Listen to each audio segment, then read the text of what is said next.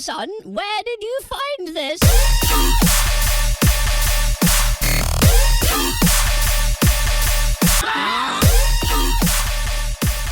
Welcome back. We are the Tryhards, and we thank you for tuning in. Can't believe it, back-to-back weeks with an episode. It may never happen again. We will see. I say that as we're, recording it, so maybe, we don't know. But we'll get right into it, hot and heavy, with the news of the week. Connor, what's going on? I'm not sure if you guys have seen, heard, whatever. EA stock has taken a big dip today at time of recording. 15% drop, and starting with a 26-point drop on January 23rd, which is the largest single-day drop in the company's history, and equivalent to $6 billion lost. Well, first let me say, I mean, it's EA. Fuck 'em. But at the same time, I know that that's going to hurt people. Ultimately, when companies that are that big, that's going to probably hurt their employees. And you are correct. It's obviously coming at the cost, unfortunately, to the team at BioWare, who most recently released Dragon Age: The Veilguard, which one of the teams that actually know what they're doing when you give them the resources and the time, But of course, let's let them go. What have they done for the company's, billions? I don't know. Put it on the fucking map. 100%. I mean, it is one of those few production studios you can sit and throw out there, and people go, "Oh yeah, I've heard of them." And Mass Effect, Dragon Age. Yep. Pretty sure they did a Call of Duty at one point. So it's sad to see. They even had Knights of the Old Republic 1. Knights of the Old Republic. Way back. They've had their hands in everything. They are one of the premier, AAA game companies, to be honest. Yeah, 100%. It's unfortunate. It seems like it's coming a lot at the cost of the money that has been lost because of EA's loss of the deal with FIFA to have the naming rights to their soccer game, FIFA, obviously, which is now EA. Sorry, you're going to have to remind me. EA Sports FC, yeah. EA Sports FC. That's huge, though. Like, I was wondering when that was going to come back to bite them. Because that deal ended in 2022, and it was huge. It's the biggest sports title. Soccer's the most popular sport in the world. Like, how do you lose that agreement and not have anything back? I for sure thought that was getting renewed. Not once did I think, oh yeah, they're going to let that money go. No, I couldn't believe it happened. But they someone negotiated. I mean, I'm sure both companies aren't great at just being human, FIFA or EA. So I can imagine those negotiations were tense. But but for it to come at the cost, of important people, important developers being essentially tossed out, and look, there are going to be other developers out there that'll gladly take them and their expertise, but that's kind of not the point. Like you're taking away developers from series that have been there from the beginning, maybe, and now there's just the heart and soul of the games they created are just not there. Right, and things I've seen since this is that they've basically jettisoned everyone who doesn't have any use towards Mass Effect 5. They're just going full bore. It seems like that's kind of their life raft at this point, is to unfortunately go off a nostalgia hit. Which is a very good series. Come on. Obviously, Mass Effect 3, the ending had its issues, but as a trilogy, that was great.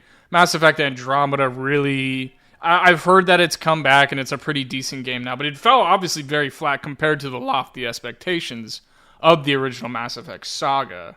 So, to see them do this is like, I mean, does this feel like a last-ditch effort for EA to kind of be like, hey, if you guys don't make money on this, you're gone? I guess. I mean, I want to say that it's like, they're giving them a chance, but they're not really. They're saying not. Do more with less again. Yeah. Like, we're going to take your company and, basically shrink it down into just a team.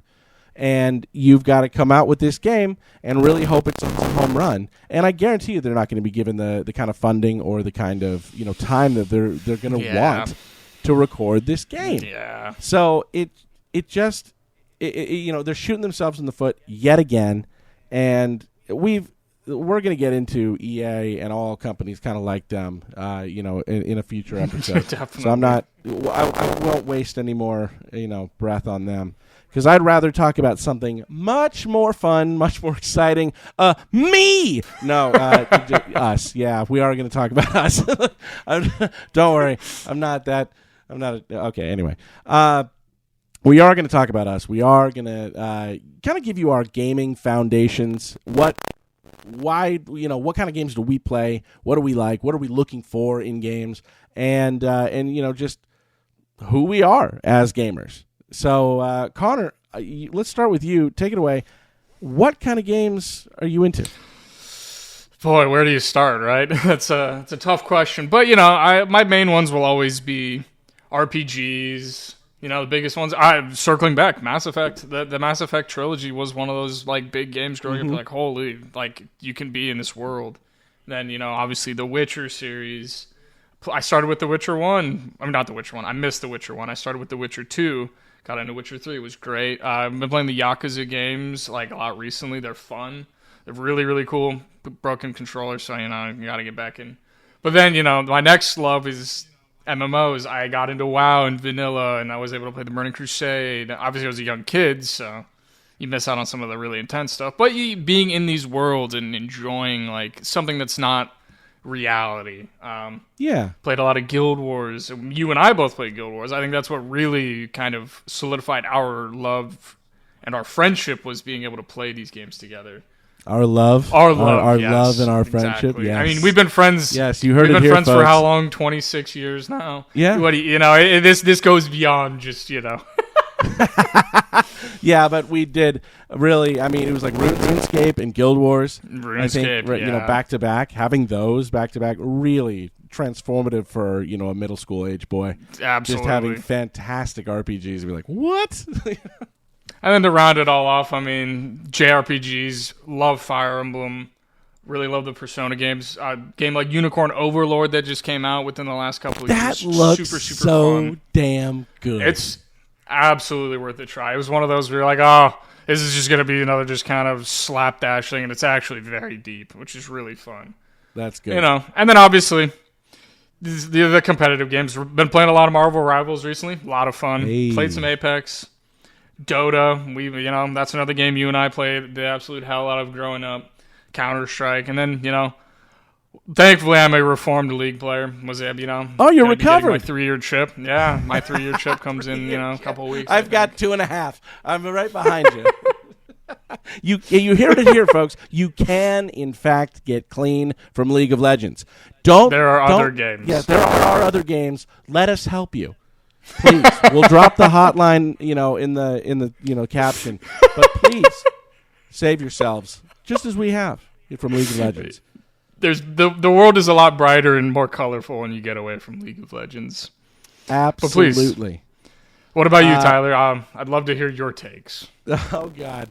All right, here we go. So I'm right there with you on the RPG train. The games that I enjoy most are ones that I can immerse myself into. And because of that, I do lean that RPG, base game. So we talk RuneScape, Guild Wars, so obviously those games were just amazing. Had a ton of fun with those. Maple Stories as well. Yeah. It was a big one. And so I'm also a huge fan of the single-player games, Assassin's Creed, Infamous, Prototype, anything Dragon Ball Z, which was my literal obsession growing up. Oh, my God. Yeah, it was. It's just a hilarious degree. I don't worry, I'm recovered as well from that. A little. I mean, I still greatly respect the series, and I love all the games that they've put out. I will certainly play them all, but yeah, I was a little wild back then with that. But I also have loved for a long time the games like Harvest Moon and Animal Crossing. So big fan of those kind of like life simulator games. And in simulators in general, I'm a big fan. Roller Coaster Tycoon, Planet Zoo. Oh, Planet Zoo is my home, my comfort. Like, you'll know if I've had a bad day and I've just especially after if playing a competitive game like League of Legends, and I just needed to decompress. Planet Zoo, baby. Oh God, let's build. Talking about those Clash, complete morality smashings we used to take back in the day. Yeah, Discord goes quiet. Clash would put our it would push our friendships to the limit, and that was where I was like, okay, this game needs to be over. But I also love strategy games too. So real time, turn based, doesn't matter. Love them all. Crusader Kings, Civilization, Total War, Command and Conquer. Oh, yes. I tend to lean more immersive rather than competitive, but that's not to say I, like you, it's not to say I haven't spent many years on those competitive games, League, Apex, Call of Duty, Halo, toxic as it is and was both.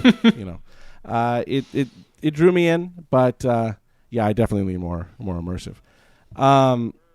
Let's see. All right, what about first ever game? First ever game, not counting.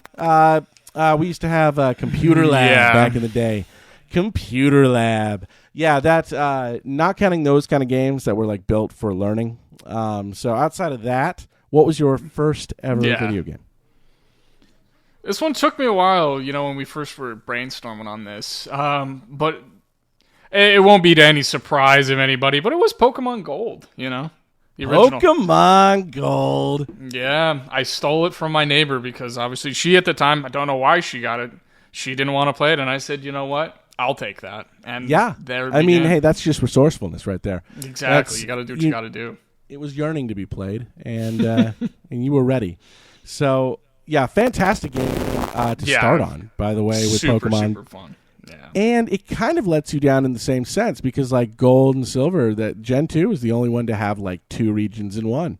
Yeah. So that's a setup for, like, a little disappointment later on. But that's true. Still, fantastic game. Cannot get enough of both of them. It's probably, like, it's not my favorite gen of Pokemon, but it's definitely my second favorite, but it's, like, it's close to being the top tier because it's the game that I'm like, I could play this from start to finish today. Yeah. And it's just fantastic. For me, similar, but just one gen behind, my first ever game was Pokemon Blue. Nice. The Costco used to do these deals with the Game Boy Color. They used to have it in a clear, like, white packaging, and it'd come with the Game Boy and one game. And the game at the time was Pokemon Blue and Pokemon Red. So I got Blue. It was like a Christmas gift. And definitely sat there that was my first ever, video game, that I was sitting down and playing. So that's so crazy. I couldn't get out of Pallet Town for a month, but it was, but it really did start kind of everything for me. Yeah. And I was really, really happy to, have that experience going in. Now, okay, so that's first game. First console, however, for me, I know that's technically the Game Boy because, like, if we're talking console, we're not talking handheld. We're talking a console game. Then the first console was PlayStation, the original gray. Oh, dude, I can picture your PlayStation. I remember back in the day playing Jedi Power Battles, Game Day '99. Ooh, dude, I was thinking about this. Re-released. Yeah, dude, that's so cool. Dude, do you remember that one Gundam fighting game we played too? I can't remember what it was called. Oh, shit. Oh, I can't remember it, but dude, it was amazing. That was cool. It was based on the manga. Yeah, the man. Like, that was a good one. Oh, that was nuts. Okay, so yeah, I do remember that game. It was the whatever Gundam series it was where they did everything, like, they weren't controlling it. They were, like, wearing as a suit. Yeah, man. And they had they all had cards, like the King of Hearts, the Jack of Spades, whatever it was. Whatever series of Gundam that was. Amazing, and we played the shit out of that game. Gundam Rose, man. Gundam Rose. Yes, there it is. Fantastic. Oh, man. Dude, you just got me hyped. I missed that game so much. Dude, that was a fun one. I really liked that one. I gotta dig out some old records, see if I still have that that game lying around somewhere. But okay, and but what for you? What about you? GameCube. I was a big Nintendo boy back in the day. See, hold on. GameCube is amazing because that was at the point where Nintendo is. I feel like if you look at Nintendo now, they're straight up like it's like okay, they're in their own lane. No one kind of fucks with them. You don't think of them as like a direct competitor to PlayStation or Xbox or PC. You think of Nintendo as like it's its own box. But that wasn't always the case. Like they were competing heavy with PlayStation 2 and Xbox. Yeah. That whole Gen 2 GameCube was a heavy hitter. They had great games, underrated games. Like I'm hoping people Pokemon Coliseum, legitimately probably one of the most underrated Pokemon games. The story was actually really good. It was interesting, like super super fun. Like I just want to call it up to Hold on, I got you because when I think of GameCube, I think of Sonic Adventure Battle 2, baby. Oh, dude, the GOAT. Oh, yes. The GOAT. Look, the main game, though, was not what we went for. No. Because it was the Chow Garden. Give me 100%. all the fucking chows.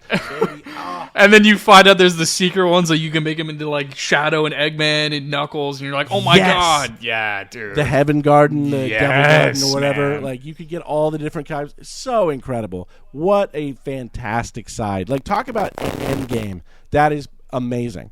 It makes you replay it. Yeah, like truly, you're playing through levels to get like specific stuff. I love when developers will do that. They create something that's almost as fun in a side piece of the game. It's almost as fun as is as fun as the main campaign. Fantastic. Yeah, man. But okay, so that being said, favorite franchise. Now we're talking all of gaming. So, but it's got to be one. So one title, one series, a gaming franchise. And I guess we can include sports in that too, though. So, if you had to pick your favorite of all time, which would it be? That's That's easy, actually. It's the one I think about all the time. Gaming franchise, Fire Emblem, for sure. For sure. Yeah, I kind of figured. 100%. I think overall I've sunk the most hours into that game. I unfortunately don't have them recorded because this is over, 15, 20 years at this point of playing those games. But I always find myself going back. I think those are the games that legitimately, when they are talked about getting released, I start to actually get excited to play. Nintendo's luckily done a very good job on the last two iterations. Three Houses was incredible. I think, Cartman in that episode of South Park where he's waiting for the Nintendo Wii, the last, month of that, where I just could not wait to play that game was how it was. And it paid off. And Fire Emblem Engage was very good, too. Love a good South Park shout-out. Fire Emblem, I remember playing those games. I watching you play, and then I remember you let me play a few of the the matches with back in childcare in 2005. Probably, sitting there yeah. You had it on Game Boy. Fantastic. Yeah, those games were series. And they were ahead of their time. Honestly, the animations, the sprites were so good. It's so hard for me to look at.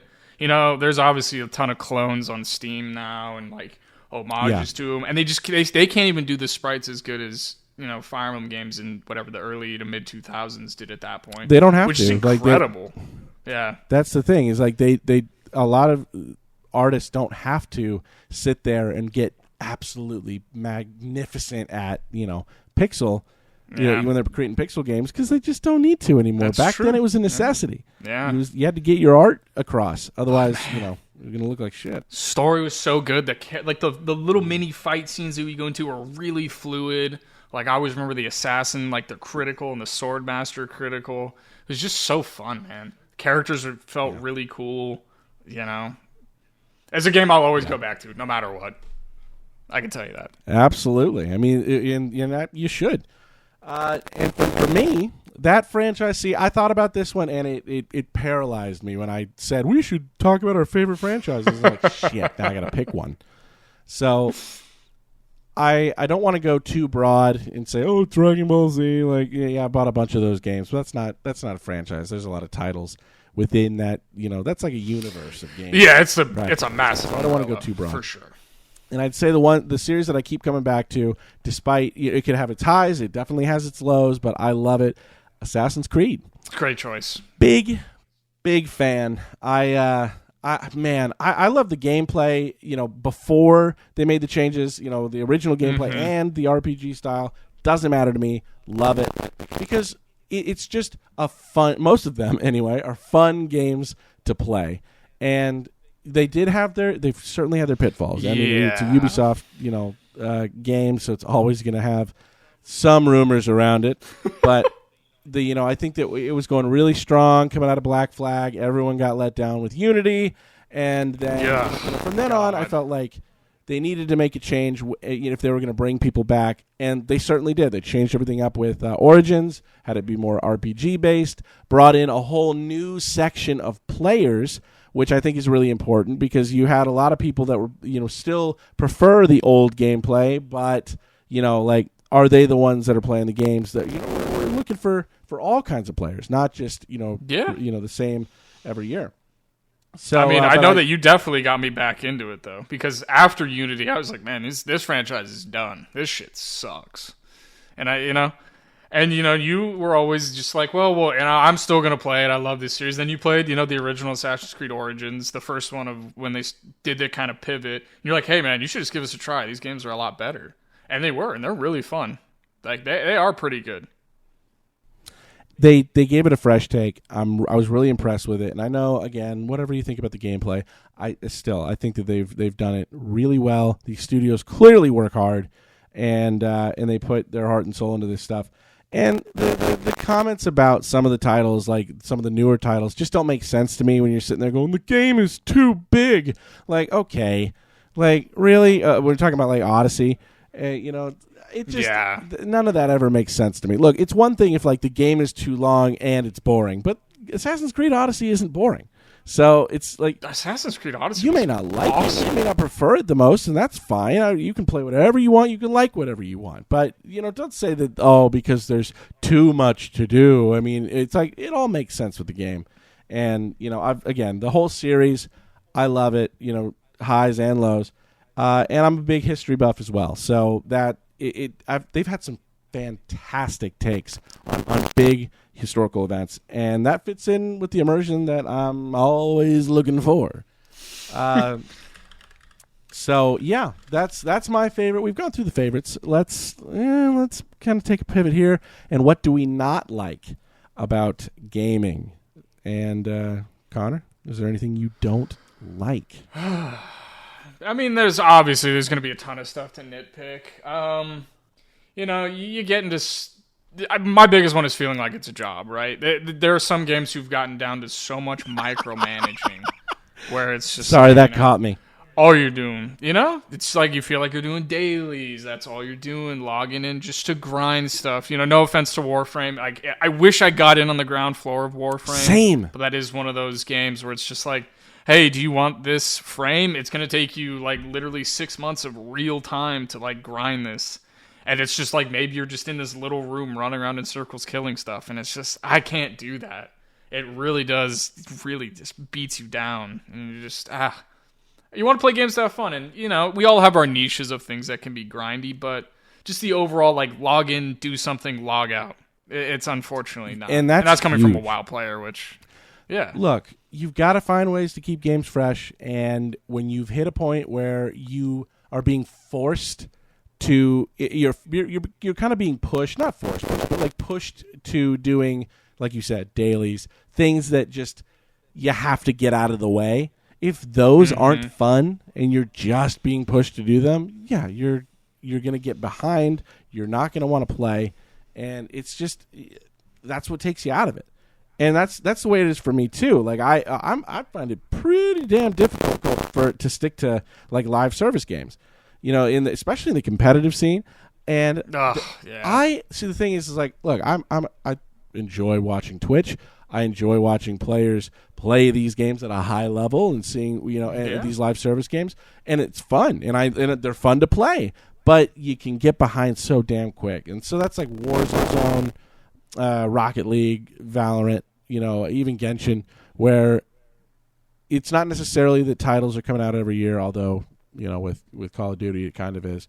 But it's not necessarily that like there's oh man, there's this big group and they're, doing everything and you're just going to get behind automatically. No, you can catch up and stuff, but it just feels like you miss a segment of time and suddenly, they'll change mechanics, they'll change metas, and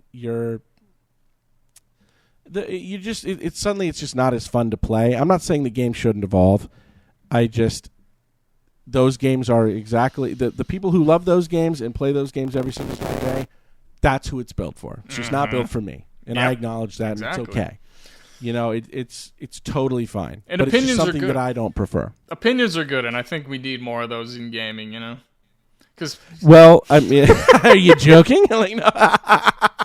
No, but I mean, honestly, that one of the things I love about the gaming community, being part of it and seeing it, is that these reviews matter. Yeah, the reviews can tank a game, and mind you, you can it's pretty easy to pick out the ones that are just being nitpicky or just being assholes. But like, gamers are gonna give you their full, review. They're gonna be honest with you. The ones that are going to sit there and take the time to write it out. I can tell you a lot of money has been saved on my part by looking at reviews and games and going, this isn't going to be for me. It might be for other people, but it's not going to be for me.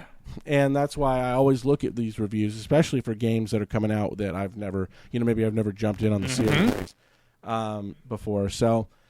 that's what I just love about the gaming communities, that will kind of look out for each other in that way.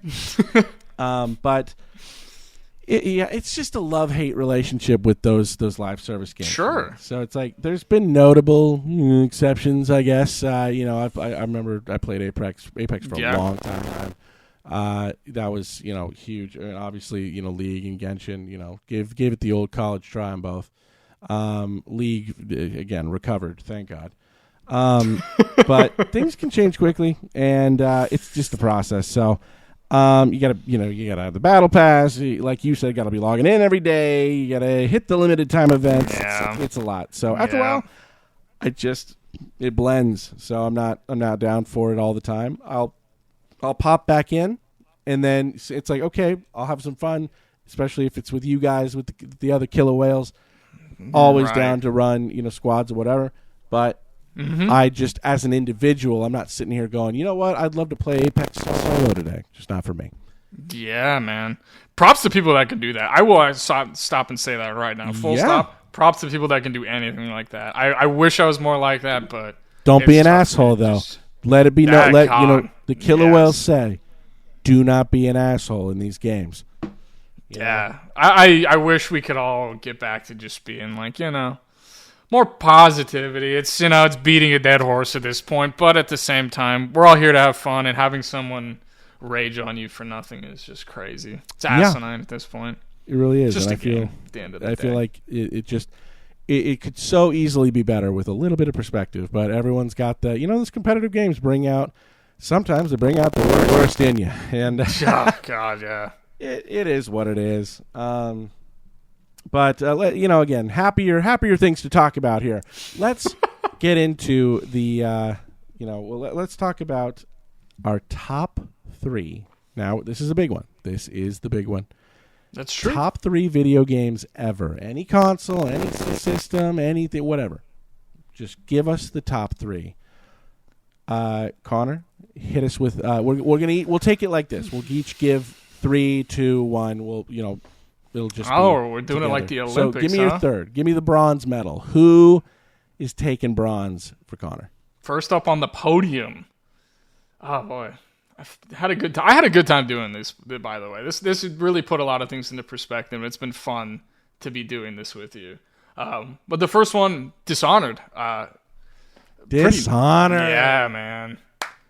Like, we were talking about Assassin's Creed, so I'd already been very deep into the Assassin's Creed kind of feel for games, but then you get a first-person, a lot of different feel of a game with a really, really good story. Obviously, Corvo Attano is really, really cool. Having these, subplots and ways to play these games. You can either, try and go in and just kill everybody. Usually doesn't work out.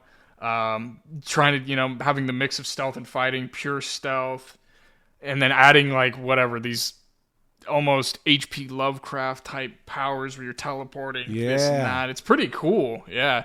So it's definitely, I put a ton of hours in that game on my 360 when I finally got one. I really, really enjoyed that game. Very cool characters, very cool atmosphere. We'll always try and play that game again. So, what about you? I love that. For me, bronze medal has to go to a game very near and dear to my heart, always will be. Crash Bandicoot 2, The Wrath of Cortex. Dude, do you understand how hard those games are? Like, I didn't realize it. I went back and tried to play them, like, during the pandemic. Like, it was one of those, didn't have anything to do. It was like, oh, I want to play Crash Bandicoot. I lost my shit multiple times. I was like, how do people beat this goddamn game? It's crazy. How did we beat this game as kids? Man. It's a wild thing to think about. When you go play those original games, it is really tough to, like, it's just, like, play now. It's really tough to play now. I got they released all the games in, like, updated formats, and I started playing them again, and I was like, what the hell, man? I don't remember being this terrible. But it's funny you mentioned the difficulty, because Naughty Dog was the first developer to introduce a difficulty change from the system of the game.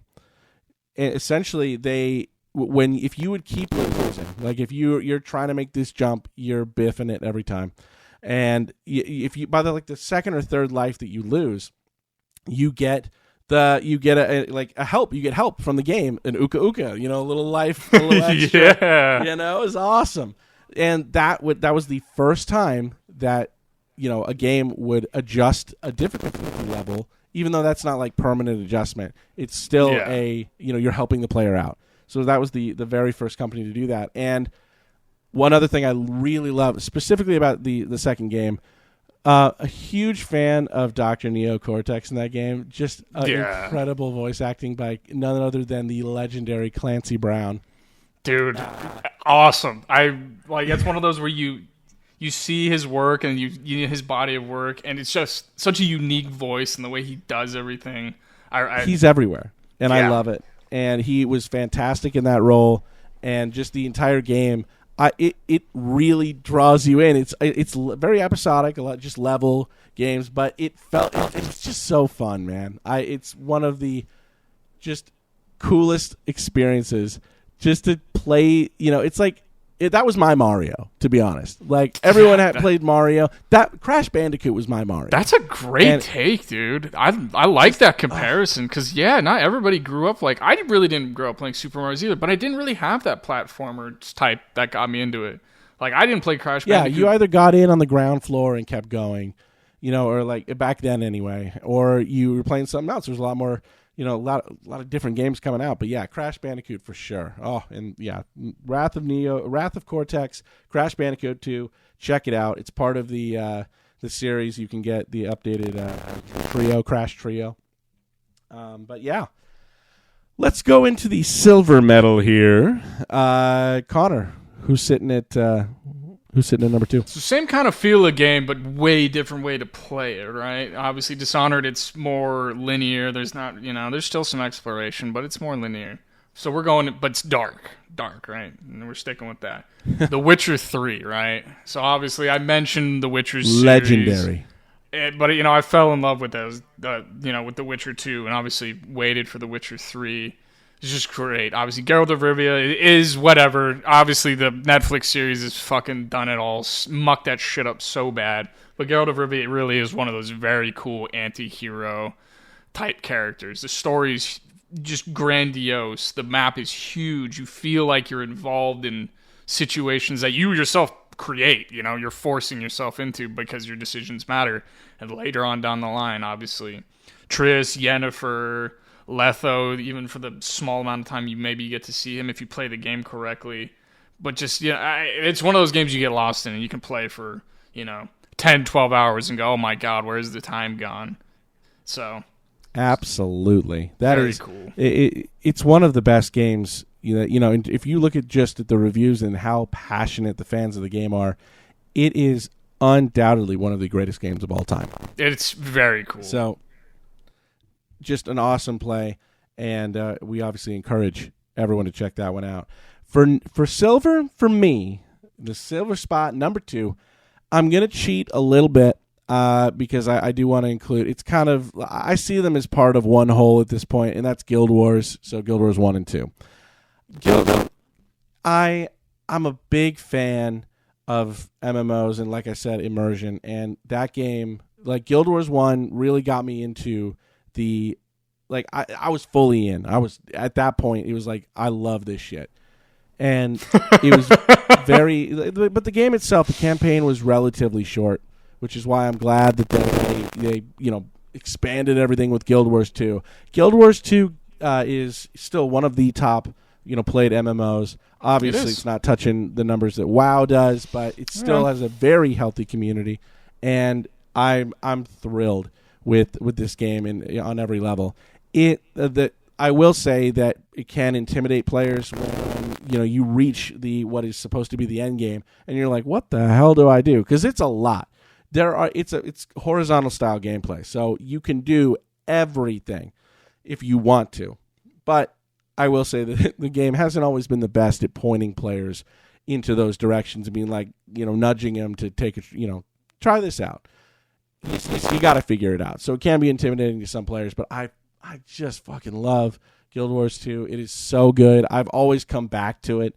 It's like I've taken breaks here and there, but ultimately, it's a game that I think I'm always going to love. I've heard rumors of Guild Wars 3. I don't know if that's going to be a thing, but I know that, I'll trust whatever they put out in this series. ArenaNet has been good to us.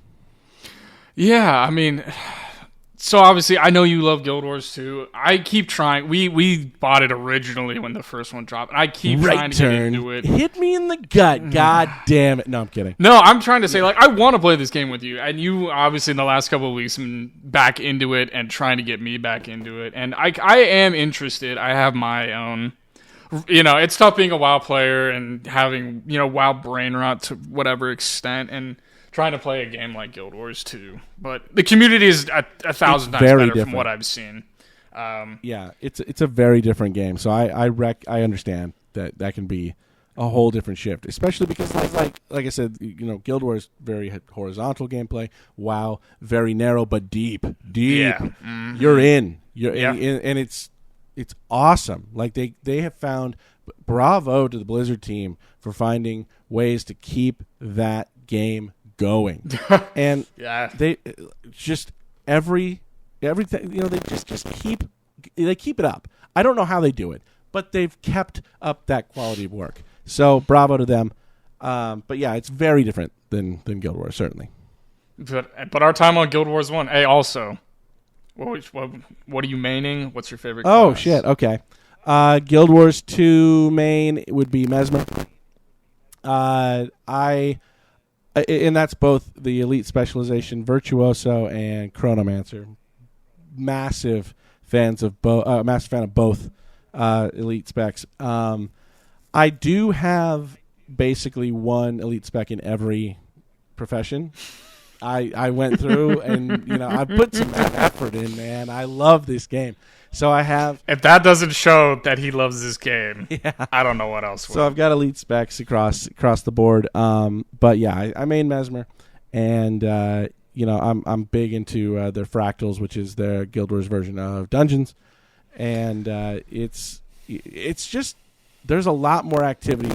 And, if you're walking around in the regular world of Guild Wars, it can get empty because you're sitting there going, really? Is there no one around? Yeah. You go to the hubs, though, if you know where, the main hubs, you'll see players everywhere. And it's like, I didn't see that before. When I first started playing, it was kind of like, oh, man, is everyone kind of abandoning this game? Nope, they're just in the spots where, all the end game is. So once you figure that out, you're like, oh, shit, yeah, just hang out, south of Lion's Arch and you're set. So, yeah, but love those games. I love Guild Wars 2. Just anything ArenaNet, does. They're not perfect. No one is, but I love and respect what they do. So, but it's still, as much as I love and respect it, it cannot take the number one spot for me. In the gold medal position for me is Knights of the Old Republic 2, The Sith Lords. The GOAT. One of the GOAT games, man, honestly. So much fun. My love for immersion, my love for RPGs was born in this game. I remember you telling me that you had gotten it. You told me, you were like, oh, I got this game. I'm playing it. And I watched you play for a little bit at your house, and I was like instantly hooked. Because it's like Star Wars, awesome. This style of RPG, awesome. And so I was like, okay, got to get this. I waited for a birthday or Christmas or whatever. Got the game. I can't, oh my God, dude. I was floored with this game. Now, mind you, this is a game that came out in 2004. Yeah. So if you go back and play it, it's $5 on Steam, I'm pretty sure. And it's worth it's worth the play. But if you look at it, you're going, wait a minute. It feels incomplete. Well, it was. It was released incomplete, and yet I'm pretty sure it won Game of the Year, or at least was I think it did. That year. Yeah.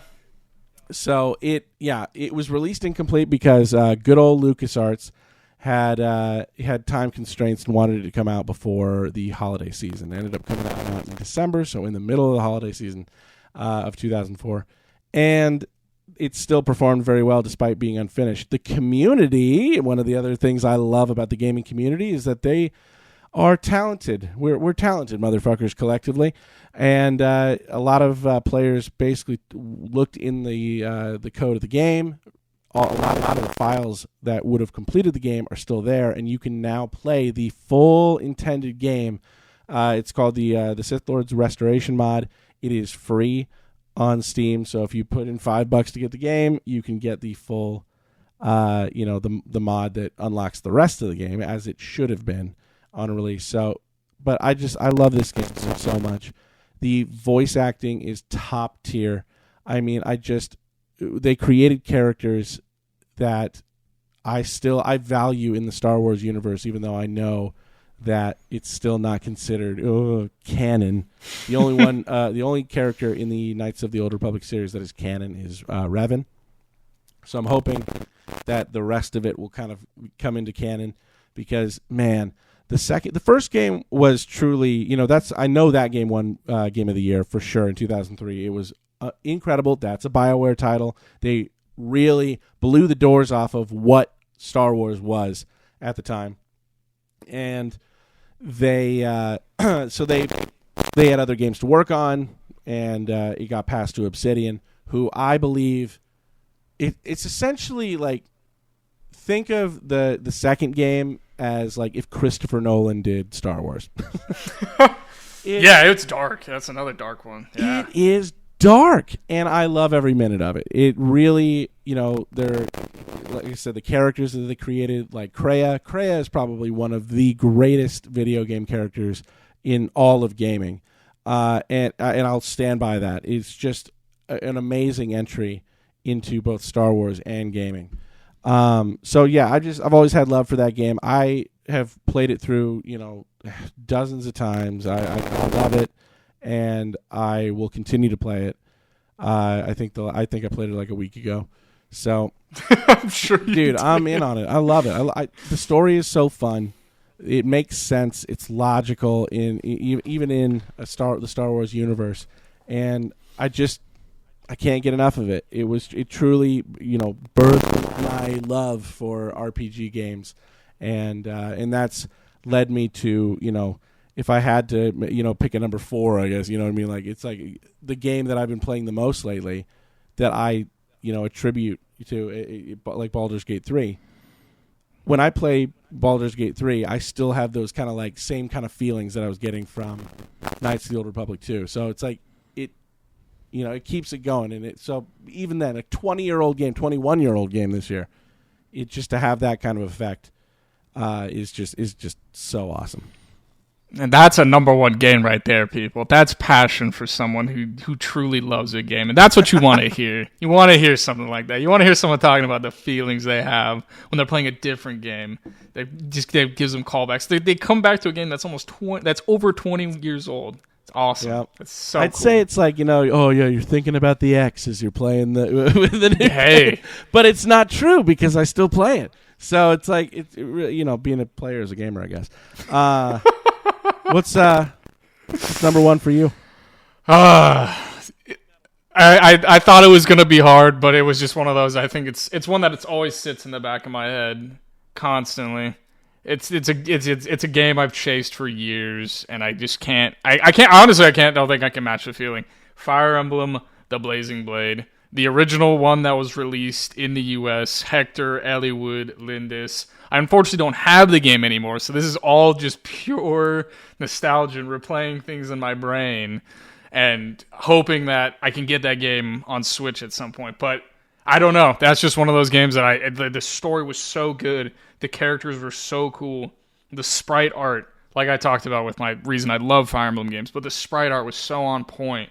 Like, you just felt like there was a lot of weight to the game, and I wish I still had it. I think about it constantly, but it might come. Nintendo's been bringing back old titles. They put Golden Sun on the Switch at one point, so they're gonna bring that. That's one of the most successful titles. It's gonna come back. I think the Sacred Stones might be on there. It's one of them. But yeah, I don't know. I really love the Blazing Blade. It's just so much fun. So much fun. Yeah. It's an incredible game. It's like every Fire Emblem series. If you look up the best Fire Emblem games, it's always going to be Blazing Blade at the top. It's just a fantastic game in and of itself, but also a fantastic Fire Emblem game. Yeah. So 100%. Just incredible. And so that's who we are, folks. Yeah, take it or leave it. That's look. That's the Tryhards for you. The Killer Whales. We've committed to doing this in a way that we love. So we're going to be talking about all of these games that we love, and if there are problems, we're going to point them out to you as we see it. We're only two people, but again, we are part of this community with you, and we do thank you for listening. So, Connor, final thoughts? Anything? What are you playing this week? I was about to get you with that. I've actually been playing The Darkest Dungeon. It's like one of those weird little dungeon crawler, build a team, super hard. I literally had to restart because I completely fucked my whole game. But it was just one of those. I was scrolling through my Steam library. I'd played it for a couple hours, and I was like, well, it's late at night. What do I want to play? And it's, Darkest Dungeon. A lot of fun. I've heard the second. I want to get into the second game. That's part of the reason I'm trying to at least beat the first one. And I heard it's a little different, but it's a lot of fun. It's one of those where you just stumble across an old game in your library and you're like, I'm going to play it. And I've been having a lot of fun. Hell yeah. What about you? This week, let's see. I'm loving Crusader Kings 3. I waited to get that game for a long time until the Game of Thrones mod came out. It is fantastic. So I've been playing that and diving back into a little Command & Conquer 3. Just I was feeling the RTS bug and I wanted to play. So went back. It gives me such a good vibe of the back in the day with playing at Cyberworld. Oh yeah. Dude, okay, so remember that mod you told me to download and we played for a little bit? I want to let you guys know how quickly this guy beat the absolute shit out of me in this game. He's like, oh yeah, there's a thing you can do, like we can play. Like, it's kind of this like third party thing, but it'll let us play. And I was like, okay, sure. He's like, yeah, I just play this, play that. I'm kind of like setting up my squad. All of a sudden this guy's rolling up with like late game stuff and absolutely just beating the ever loving shit out of me. I was like, this fucking guy right here. Okay, I see what you're about. I did take advantage of you a little bit. I was fully intending on beating your ass even as we're sitting there, downloading files and putting it. But look, I'm not even that like crazy with it. But you can truly there's still pro matches today with Command & Conquer. No way, really? Round. Yep, they still happen. It's a very small community, but damn, dude, they hit hard. And these guys, what I did to you, it looked like I, just patted you on the head. They kick ass. They're crazy. So that game is still going. Even today, 10 years. Actually, no, not 10 years. More like almost 20. Doesn't that hurt? Crazy. Fuck, man. In 2 years, so 18 years that game came out. 18 years ago. Command and Conquer 3. So that's what I'm looking forward to hurts. about this podcast, though, is we get to talk about these like games that are now like ancient dinosaur type games and being like, man, you have no idea how cool it was. Like, you know, people get the callbacks to like the sprite style or like the RTS style or whatever. And it's like, nah, we lived it. We did it. Like, we get to see all these cool stuff and like reminisce now, which I'm really looking forward to. And it made this episode a lot of fun.